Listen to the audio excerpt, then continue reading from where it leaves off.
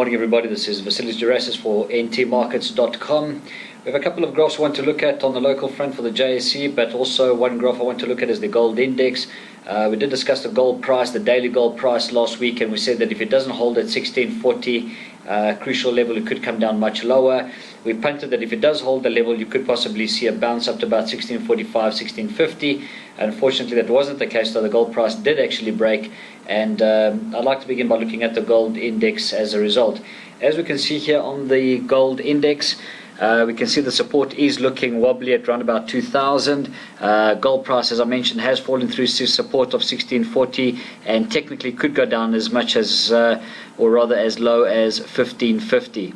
Here we have a monthly chart of the gold index that is sitting on support at this level, and it is looking a bit vulnerable. A fall below 2000 will be quite bearish, whereas a bounce from here or to 2200 could signal a possible bottom on the graph. Our strategy on this one is to go long above a break of 2200.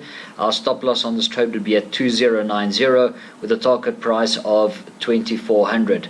As an alternative strategy, one could wait for a break below 2000 and try to pick it up at around 1500 or so.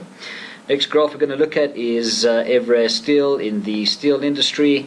Now, Evraz has for quite a while been in a multi-year downtrend. We are waiting for the stock to break upward. A rise above the 20 Rand mark could break the 200-day to the upside, and this could be a buy signal for us. So a strategy on this one, and due to its illiquidity, our strategy would be go along to about 13 Rand 50 to 15 Rand, buy it anywhere in those levels. Our stop loss on the trade at 12 Rand.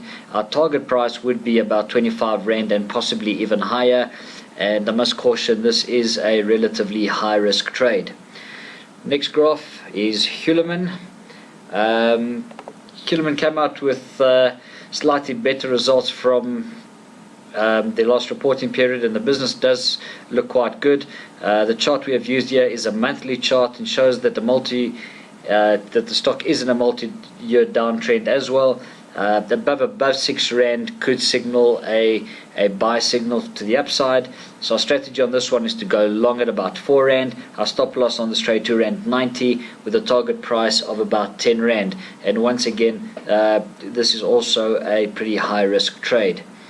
JD Group. Our strategy on this one is to go long at about 40 Rand. As we can see on the graph over here, it is on the level of support. The RSI still relatively low. Our strategy on this JD Group is to go long at 40 Rand. We have a stop loss of about 38 Rand 50 on this trade with a target price of about 45 Rand. And the next company I want to look at is Lewis. Lewis, here we go. Now, Lewis is probably the best chart of the week. As we can see here, a break either way could signal a high probability trade. This is whether it breaks support to the downside or actually breaks the downward trend to the upside. As we can see on the graph here, we did have a previous false break, so that's one to look out for.